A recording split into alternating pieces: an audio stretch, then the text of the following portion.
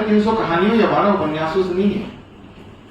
उन रचनाओं के भीतर निहित विचार जो तत्कालीन समय से लेकर आज तक उन विचारों को भारतीय समाज और संपूर्ण विश्व समाज अगर आत्मचिंतन के रूप में स्वीकार करता है, इसीलिए प्रेमचंद को हम कथा सम्राट कहकर चलते हैं। ऐसा नहीं है कि प्रेमचंद से अधिक लिखने वाले रचनाकार नहीं होंगे। मैं ऐसे अनेक रचनाकारों को जानता हूं जिन्होंने कम से कम 500 से अधिक कहानियां और 50 उपन्यास लिखे, लेकिन उनकी अपनी पहचान इस कारण से समाज के सम्मुख नहीं बन पाई कि उन्होंने रचनाएं तो लिखी है, लेकिन वे रचनाएं अपने तत्कालीन समय की अनुगूंज को तत्कालीन समय तक ही सीमित कर देती हैं और आने वाले समय में उन सारी रचनाओं के भीतर निहित विचार तत्कालीन समय के समाज को कहीं भी प्रभावित कर पाने में सक्षम नहीं हो पाते।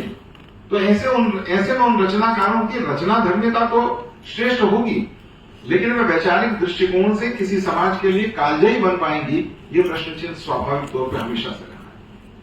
तुलसी ने रामचरितमानस के अतिरिक्त अनेक रचनाओं का और भी निर्माण किया है, लेकिन आखिर उनकी पहचान रामचरितमानस के माध्यम से क्यों है? क्योंकि रामचरितमानस मानव जीवन और पारिवारिक जीवन के उन संबंधों को व्याख्यायित करने की कोशिश करती है जो केवल उस समय की अनुभूति नहीं थी,